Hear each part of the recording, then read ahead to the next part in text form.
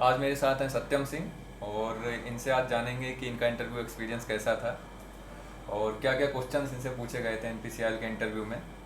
सत्यम 2023 में सिलेक्ट हुए हैं और मेरे ही बैच के हैं सत्यम। तो सत्यम वेलकम। और सत्यम आपका सबसे पहले ब्रीफ इंट्रो दे दो अपने बारे में।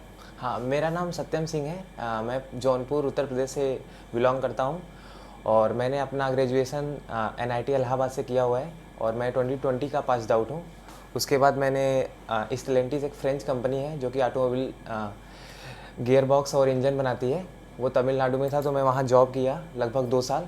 फिर मुझे लगा कि गेट का प्रिपरेशन करना चाहिए, तो मैंने जॉब लेफ्ट करके 1 साल प्रिपरेशन किया और गेट में 489 रैंक अचीव किया। उसके बाद एनपीसीएल का इंटरव्यू दिया और सेलेक्ट हो गया। ओके, तो सत्यम आपका इंटरव्यू कहाँ पे हुआ था और क्या क्या आपसे क्वेश्चंस पूछे गए थे और आपका एक्सपीरियंस कैसा था वो अपने व्यूअर्स के साथ शेयर कर दो। हाँ, तो मैंने अपना फर्स्ट प्रायोरिटी रखा था नरोरा, दूसरा मुंबई, तीसरा काकरापार। तो मुझे नरोरा का। काकरा पार कायगा। हाँ, कहेगा तीसरा कायगा। कहेगा कहेगा।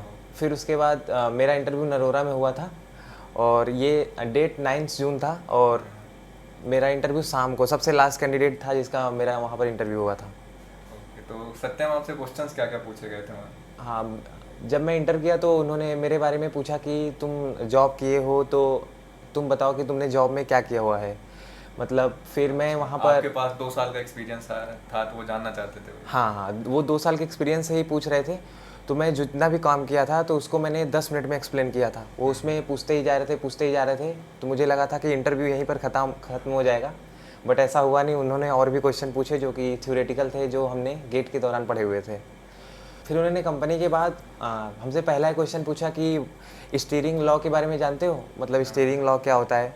तो मैं तो पढ़ा हुआ था ऑटोमोबाइल तो कंपनी। आपसे कोई सब्जेक्ट नहीं पूछा कि आपके फेवरेट सब्जेक्ट्स क्या हैं, ये सब नहीं पूछा कुछ। हाँ, जब जब उन्होंने 1-2 क्वेश्चन पूछे उसके बाद उनको लगा कि ये बंदा डायनेमिक है तो इनसे सब्जेक्ट पूछ लिया जाता है। हाँ। कि तो उन्होंने लिखवा लिए कि 5 सब्जेक्ट कौन से हैं आपके। हाँ। तो मैं पहले थर्मल लिख दिया, फिर उसके बाद थर्मल में मतलब थर्मोडायनेमिक्स लिखा।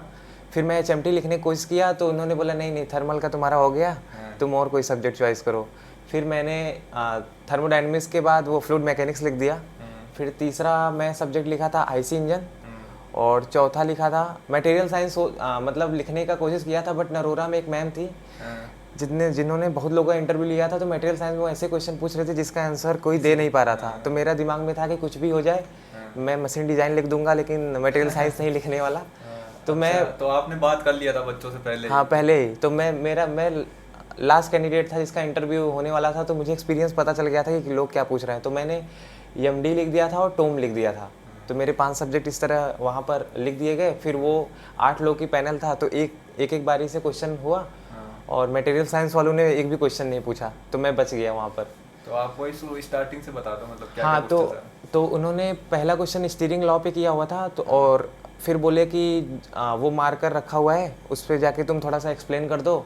तो मैंने वहाँ गया, स्टीयरिंग लॉ बता दिया। फर्स्ट कंडीशन एक होता है जिसमें cot alpha minus cot beta equal to C/V something आता है। तो उसमें मैं पढ़ा हुआ था, तो मैं वहाँ पर बता दिया। तो उसके बाद उन्होंने मुझसे पूछा कि तुम ऑटोमोबाइल कंपनी में काम करते हो, तो मैं बोला हाँ। मतलब ऑलरेडी उन्हें गेस हो गया था, फिर भी वो पूछ रहे थे कि मान लो कि तुम हिली सरफेस पे जा रहे हो, तो तुम कौन सी कार को प्रेफर करोगे। मतलब टायर हाँ, टायर कैसा रहेगा? मतलब कि तुम 4 व्हील ड्राइव प्रेफर करोगे, फ्रंट व्हील ड्राइव की रियर व्हील ड्राइव। तो इसका आंसर वही है कि टॉर्क और जो स्पीड का पावर से रिलेटेड होता है कि तुमको हिली पे टॉर्क ज़्यादा चाहिए होता है, तो तुम टॉर्क के हिसाब से तुम कोई भी कार सेलेक्ट करोगे। तो मतलब ये पॉइंट ही उनको चाहिए था, तो उनको मिल गया था, तो मुझे लग गया था, तो मैं वहीं पर रुक गया। फिर वो पूछते हैं कि मतलब कितने टाइप के कार होते हैं, तो वही है कि ऑल ड्राइव कार, 4x4 और फ्रंट व्हील ड्राइव, फिर रेयर व्हील ड्राइव कार होता है। तो फिर वो पूछते हैं कि तुमने कभी डिफरेंशियल देखा हुआ है। तो मैं बोला हाँ, देखा हुआ हूँ। तो बोलते कहाँ। मैं वही ट्रक पे पीछे देखा हुआ था कि वो काले कलर का भूत बना रहता है, तो मुझे आइडिया था कि डिफरेंशियल ये होता है। तो बोलते हैं कि ये कैसे वर्क करता है। तो मतलब इसका सबसे अच्छा है कि लर्न इंजीनियरिंग एक वीडियो है जहाँ, हाँ, यूट्यूब चैनल है जहाँ पर बहुत अच्छे से एक्सप्लेन किया हुआ था। तो मैं पहले से ही कवर किया हुआ था, तो मैं अच्छे से एक्सप्लेन कर दिया कि इंजन से कैसे प्रोपेलर शाफ्ट के थ्रू दोनों व्हील में जाता है, क्योंकि टर्निंग पॉइंट पे एक को हमको स्पीड ज़्यादा देना रहता है और एक को कम, ताकि स्लाइडिंग कम हो। तो मैंने डिफरेंशियल अच्छे से उनको बता दिया। तो फिर पूछते हैं कि उसमें किस टाइप का गियर यूज होता है, तो एपीसाइक्लिक गियर ट्रेन जो यूज होता है सन गियर के थ्रू, सन गियर, प्लेनेट गियर, ये सब मैंने वहाँ पर एक्सप्लेन कर दिया। फिर वो पूछते हैं कि अच्छा तुम नरोरा में यहाँ पर बैठे हुए हो, तो तुमको दिल्ली जाना है और एकदम सरफेस हमारा प्लेन है, तो तुम कौन सा कार प्रेफर करना चाहोगे और कम टाइम में जाना है। तो मेरे को लगा कि पेट्रोल कार ही प्रेफर करूँगा, क्योंकि मुझे स्पीड उसी में मिल सकती है। तो मैंने ये बता दिया कि पावर ज़्यादा उसमें हम लोग अचीव कर सकते हैं, कम टाइम, मतलब स्पीड कम टाइम में हम अचीव कर सकते हैं। तो मैं बोल दिया पेट्रोल। फिर बोलते अच्छा मान लो तुम नरोरा और दिल्ली के बीच में हो और तुम्हारी कार वो हो गई, रुक गई, स्टॉप हो गई, तो तुम्हारा सडन एक्शन क्या रहेगा। तो मैं सोचा कि एज अ कॉमन आदमी बोलूँ या फिर टेक्निकल बोलूँ, तो मैं टेक्निकल पे ही गया। मैं बोला कि सर वो पहले चेक करूँगा कि मतलब फ्यूल है कि नहीं है, और एक बार मैं वो की चालू करके बंद करूँगा कि हो रहा है कि नहीं। फिर मैं कंपनी में काम किया हुआ था, तो मुझे पता था कि इंजन कैसे ओपन करते हैं, उसका कौन कौन से पार्ट कहाँ पे कनेक्ट रहते हैं। तो एक एक के थ्रू जो सबसे आसान पोजीशन है वहाँ से टफ के साइड जाऊँगा तो आइडिया लगेगा कि कहाँ पर गड़बड़ी है। तो इस तरह से वो चेक करना चाह रहे थे एक्चुअली में कि मतलब तुम कुछ जानते हो कार के बारे में कि नहीं। तो मैंने वहाँ पर बहुत अच्छे से एक्सप्लेन किया तो वहाँ पर उनको ये आइडिया लग गया था कि ये बंदा कुछ जानता है और मैंने काम किया हुआ था। तो फिर वो बोलते हैं कि अच्छा, तो और फिर वो हमसे फिर बोलते हैं कि ब्रेटन साइकिल और मतलब ब्रेटन साइकिल जो गैस साइकिल होती है और स्टीम साइकिल का तुम वहाँ पर वो पीवी डायग्राम खींच दो। उसके बाद बोलते हैं कि इसमें डिफरेंस क्या होता है। तो मैं तो ये बता दिया, पढ़ा था।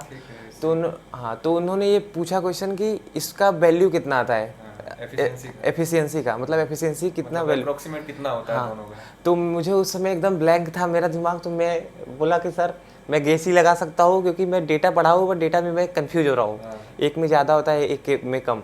तो मैं जो आंसर दिया था शायद वो सेटिस्फाइड नहीं थे। मैंने एक में 30-40% बोल दिया था, एक में 50-60, और मुझे लगता है मैं रिवर्स कर दिया था। तो मुझसे यहाँ पर गलती हुई थी, जो मैं बाद में रियलाइज़ किया था।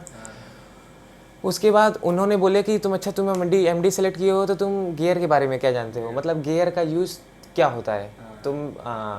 मैंने गियर के बारे में बताया कि गियर ये होता है। तो बोलते हैं कि कितने टाइप का होता है, तो तुम जाके पूरा डायग्राम वो बनाओ। तो मैं parallel, non parallel, intersecting, non intersecting, diagram पूछे थे। हाँ, तो मैं वहाँ पर डायग्राम बनाया।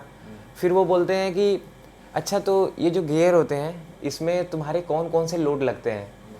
तो मैं लोड उसमें वही बताया कि टेंजेंशियल लोड लगते हैं, रेडियल लोड लगते हैं, एक्सियल लोड लगते हैं। तो बोलते हैं कि इसमें कौन सा लोड ज़्यादा वाइब्रेशन के लिए कॉज बनता है। तो मैं वही बताया कि थ्रस्ट लोड है जो कि वाइब्रेशन का कॉज बनता है।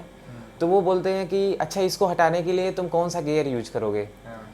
तो मैं बोला कि सर वही हम लोग पढ़े हैं कि डबल हेलिकल गियर होता है, जो हेरिंग बोन हम लोग गियर पढ़ते हैं।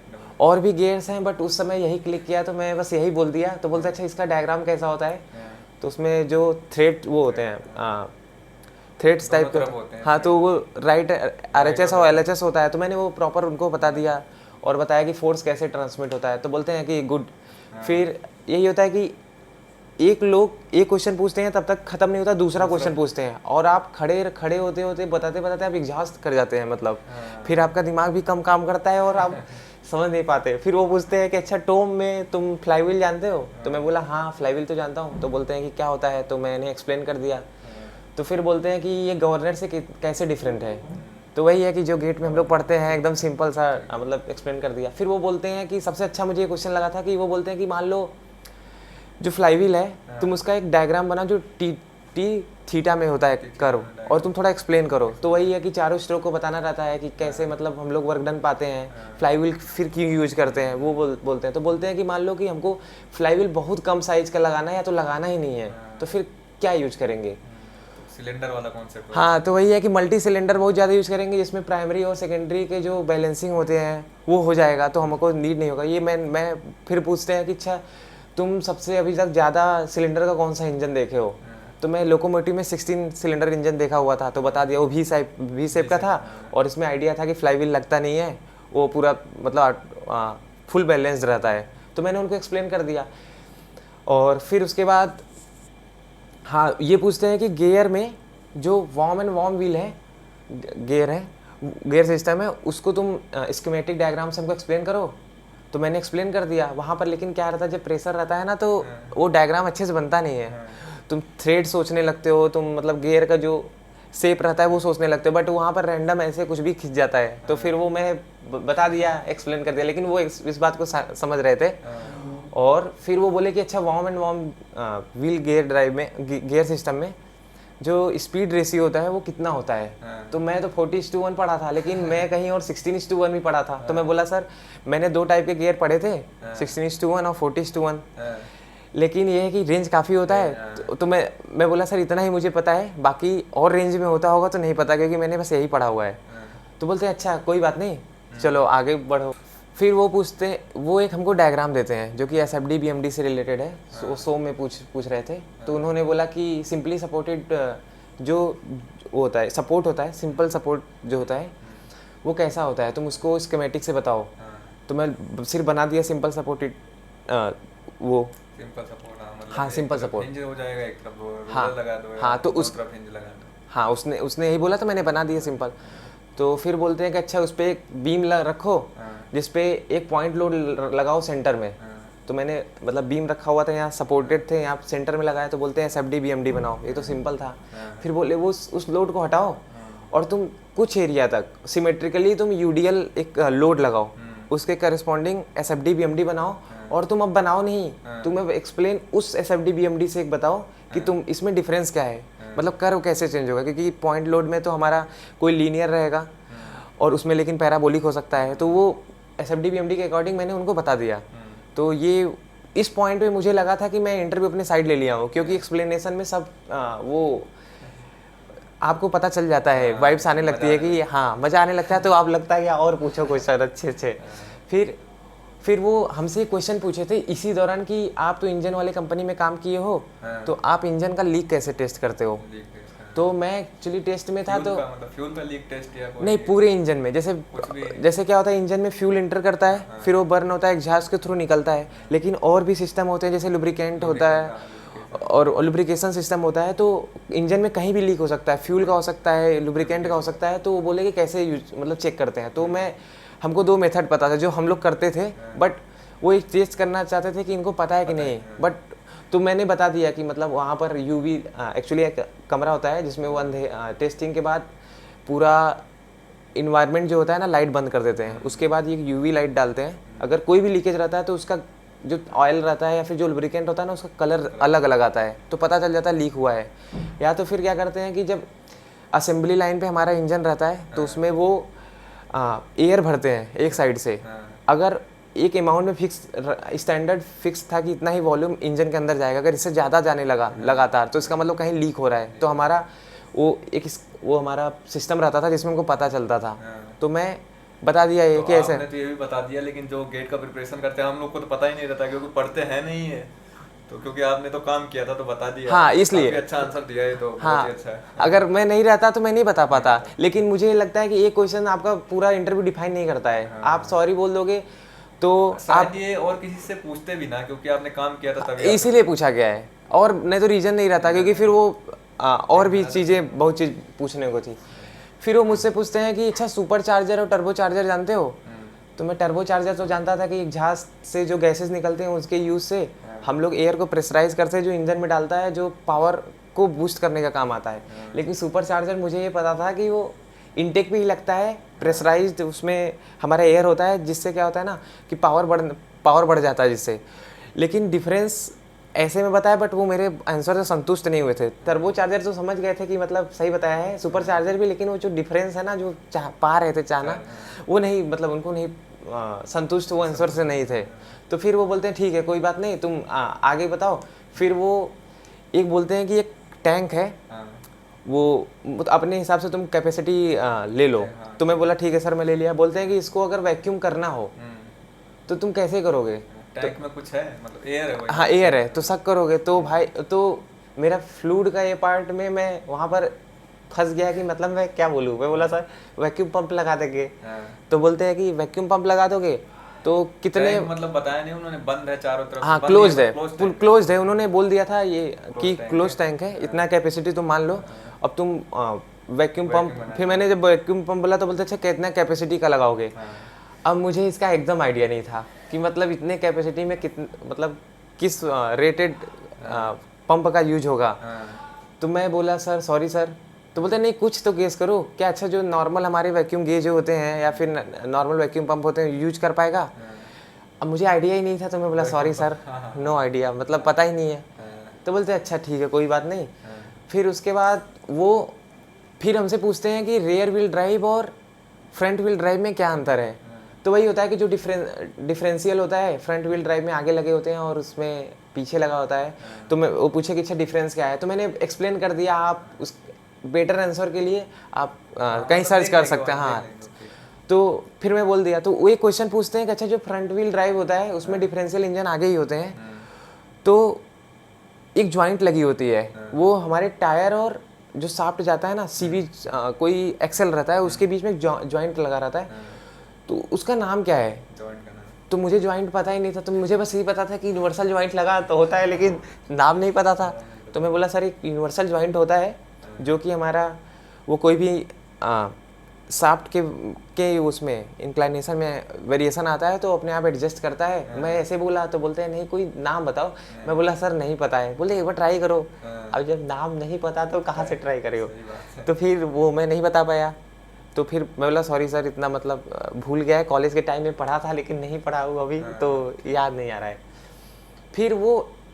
फिर हमसे वो स्टीम पावर प्लांट में मतलब पहुंच गए। तो बोलते हैं कि तुम वो रंकाइन स्टीम पावर प्लांट किस पे चलता है, तो ऑब्वियस सी बात है कि Rankine cycle. Steam power plant ये सबसे पूछते हैं इसमें, सबसे रंकाइन साइकिल मैंने जिससे भी बात किया सबसे पूछा है, हाँ तो ये एकदम रंकाइन बेसिक है। साइकिल और मैंने basic है, सबसे बड़ा बहुत ही ब्लंडर ज़्यादा। किया इसमें। हाँ, और मैंने क्या किया हाँ, कि वो मैंने ग्राफ बना दिया और बोलते समय जैसे हाई प्रेशर पे बॉयलर रहता है, फिर हमारा आइसेंट्रोपिक वर्क डन होता है टरबाइन का, फिर आइडियल, हाँ आइडियल।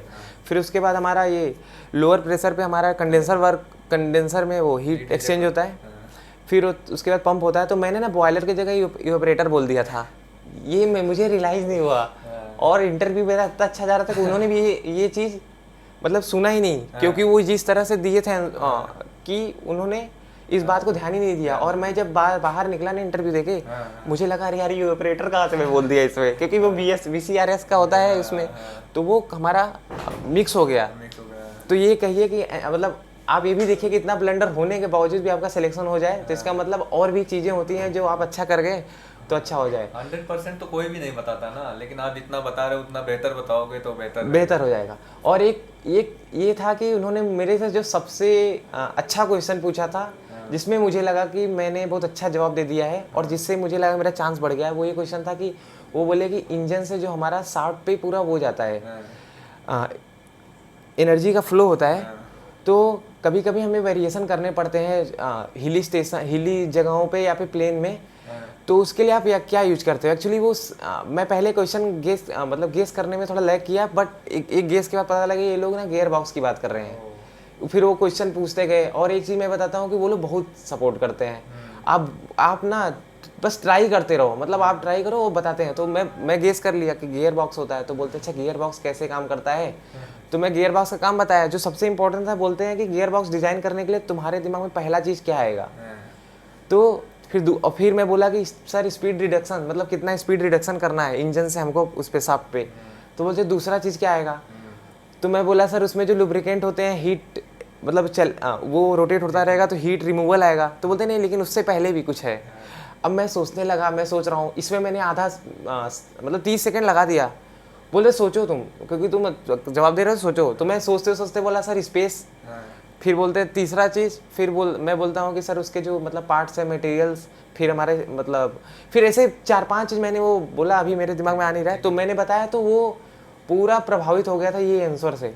और मुझे लग गया था कि नंबर चाहे जितने आए सिलेक्शन हो सकता है। लेकिन आप इस भ्रम में नहीं रहे, बहुत लोग का अच्छा भी जाता है लेकिन नहीं होता है। तो ये मेरा इंटरव्यू था। मतलब आपसे बेसिकली जो क्वेश्चन पूछे गए थे वो सारे आपके मतलब वर्क एक्सपीरियंस से ही थे रिलेटेड, क्योंकि आपसे ज़्यादा ऑटोमोबाइल से ही पूछा गया है। हाँ अगर हाँ क्वेश्चन देखा जाए यानी टोन से, जो आप टोन से ज़्यादा क्वेश्चन है ऑटोमोबाइल से रिलेटेड जो है वही पूछे गए हैं हाँ, आपसे। उसी से एक, हाँ यही क्वेश्चन उन्होंने ऑटोमोबाइल में पूछे। और अच्छा बात था कि मेरे को उस समय क्लिक कर रहा था, हाँ, क्लिक करो। फ्लाईव्हील का इंजन मुझे क्लिक कर गया कि मल्टीपल सिलेंडर हम लोग यूज करेंगे। ऐसे और भी इंस्टेंट होते हैं जब आपको जीतना रहता, तो वो काम कर गया। तो और भी कोई क्वेश्चन थे सत्यम तो आप बता सकते हो, नहीं तो फिर हम एंड में हाँ, यही सब सारे क्वेश्चंस थे जो मैंने सारे बता एक एक बता दिया। तो सत्यम एंड में मैं आपसे पूछना चाहूँगा, अगर आप कोई टिप्स देना चाहोगे हमारे व्यूवर्स को जो अभी इंटरव्यू देने वाले हैं 2024 में और जो चाहते हैं कि उनका सिलेक्शन हो जाए, तो क्या टिप्स दोगे आप? हाँ, पहले तो ऑल द बेस्ट जो भी इस बार इंटरव्यू देने जा रहे हैं या अपकमिंग ईयर्स में देंगे। आप नर्वसनेस ना होइए, मतलब आप जब इंटरव्यू में जाएंगे तो मैं सबसे, अगर पूछिएगा उधर, तो सबसे चिल व्यक्ति मैं था जो कि इंटरव्यू के पहले था। लेकिन जब आप इंटरव्यू में एंट्री करने जाते हैं तो मुझे लगता है बीपी अगर चेक किया जाए तो सबसे ज़्यादा मेरा रहा होगा। मैं वॉशरूम कई बार गया, बहुत प्रेशर में था। मैं एंट्री किया, मेरे मतलब हाथ सेक कर रहे थे, तो मुझे लगा कि कुछ गड़बड़ हो जाएगा। लेकिन जब आप इंटर कर जाते हो तो आपका जो दिमाग का बटरफ्लाइज होता है ना, वो स्टेबल जब हो जाता है, एक दो मोमेंट होते हैं, जैसे इंट्रोडक्शन से ही आप अपने दिमाग को स्टेबल जब कर लेते हो, आपको वो फेमिलियर लगने लगते हैं। अगर आप पढ़ के गए हो तो आपका वहाँ दिमाग स्टेबल हो ही जाता मतलब है। है। एक समय के बाद आप कुछ ना कुछ बोलते रहते हो तो हो जाता है वही कि आप एक मोमेंट ऐसा पाना होता है जब आप अपना ब्रेन यूज करके आपको आंसर बता देना होता है। उसके बाद जब आप वो कॉन्फिडेंस हो जाता है तो आप वो कैसा भी क्वेश्चन पूछेंगे आप एफर्ट जरूर लगाएंगे। लेकिन अगर आप वो पैनिक हो गए और आपको लगेगा कि नहीं मैं तो पढ़ा ही नहीं हूँ, मैं जवाब नहीं दे सकता, तो फिर आपका इंटरव्यू खराब होना तय है। तो आप ट्राई करो। ऐसा नहीं था कि जो पूछे वो वहाँ याद ही आता है, वो भी नहीं याद आता, लेकिन आपको स्टेबल रहना पड़ता है। जब वो फिर उसके बाद सिंक हो जाता है जब आपका माहौल, तो आप आंसर बताने लगते हो, फिर वो क्वेश्चन आंसर देने लगते हो। एक मैं सबसे अच्छा, मतलब अगर मेरे को टिप्स देना होगा तो मैं बोलूँगा कि इंटरव्यू के पहले जो लोग इंटरव्यू दे के आ रहे हैं उनसे आप क्वेश्चन पूछ सकते हो, आप प्रिपेयर कर सकते हो तो कर लो।